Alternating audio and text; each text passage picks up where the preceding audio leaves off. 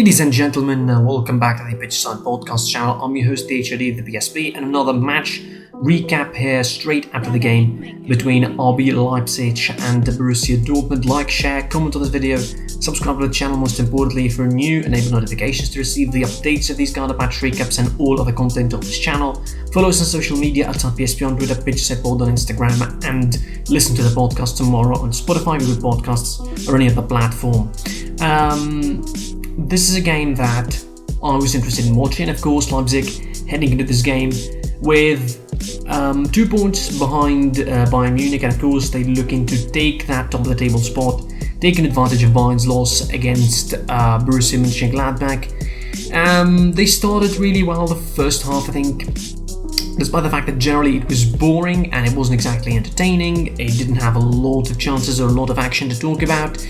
Dortmund were pretty slow. Leipzig, although they had much of the possession, they couldn't exactly show for it. We saw that they were defending and playing in a pretty much squeezed zone in around 40 to 50 yards in the midfield. They didn't exactly, stay too deep or move too high.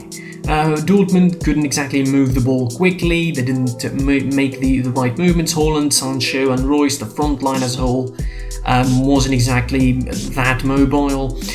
Giovanni Reina was pretty sidelined on in the wide area. He was dropping too central, and Tyler Adams was on him too much, and he couldn't let him go. With the three in the back, Leipzig were really well set up in that first half, and again defending, in a medium position, as they normally do. In the 3-4-3, finding loads of spaces. Angelino moved a lot down that left-hand side, but in all sorts of crosses. They didn't work exactly. Leipzig had more possession, but certainly there weren't any kind of efforts to show for it. The first shot of the game, we waited until the 42nd minute to see an actual effort from either teams, really. A big point, I think, a big turning point that maybe people would not focus with, but I think it is the turning point of the game. Axel Witsel went down injured inside 30 minutes and was replaced by Emre Can, and that was important for Dortmund because the game changed afterwards a little bit in the later stages of the first half.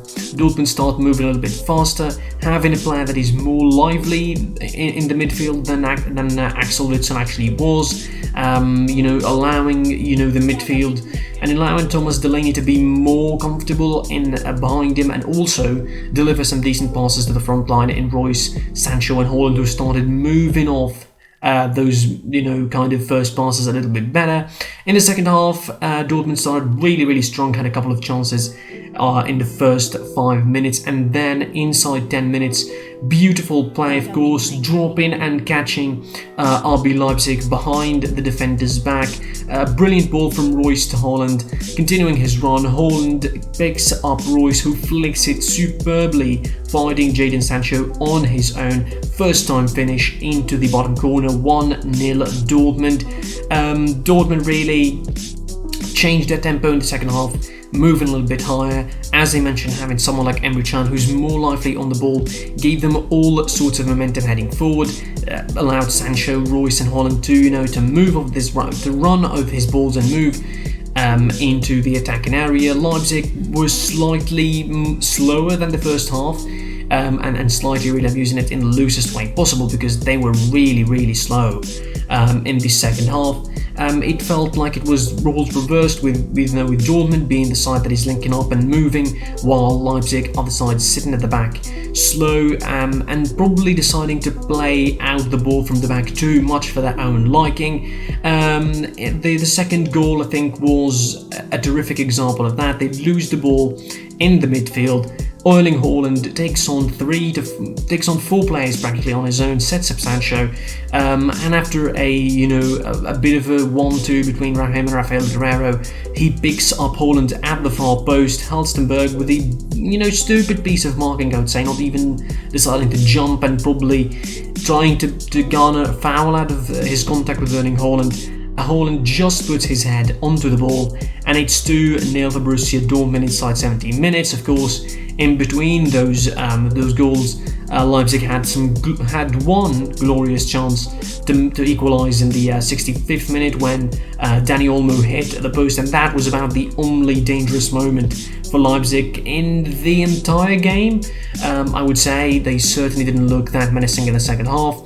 Then, of course, Dortmund again almost catching Leipzig on the counter a couple of occasions before eventually Erling Braut Haaland in the 84th minute managing to score the third goal. Again, a brilliant run from Emre Can. The pass from Royce was superb. The linking up with Sancho, who was the best player in the second half, I think, for Borussia Dortmund aside from Haaland. Haaland win the one true time, as I mentioned, that he beat Upamecano in the box and inside the 18 yards box.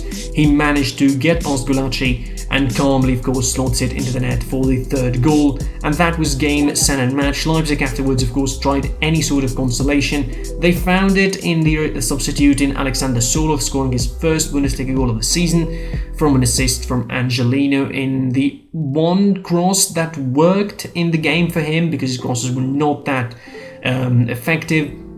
And the only cross that it managed to really work for him, Leipzig scored the consolation goal for the game, missing a big chance to go top of the table. I think it was down to some brilliant game management, I think, from Dortmund in the second half, and a little bit of luck, because probably had Axel Witsel not been injured, certainly Emre Can wouldn't have been coming off that early, and certainly he would probably didn't have a chance to influence the game as he did.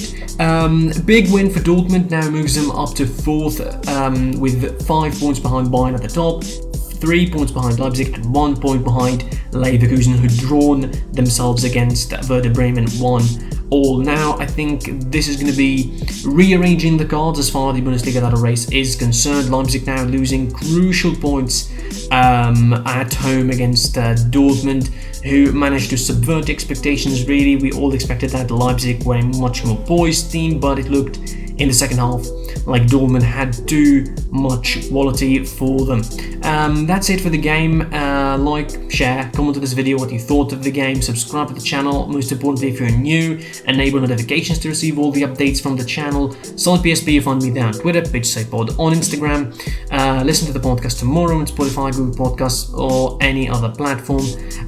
Maybe I'll still have one match tonight. Probably I would talk about Osasuna versus Real Madrid, depending on what's going to happen in that game. But anyway, that's it for this recap for Leipzig versus Dortmund. I'm your host HOD of the PSP. Until next time, you'll see me soon. Goodbye.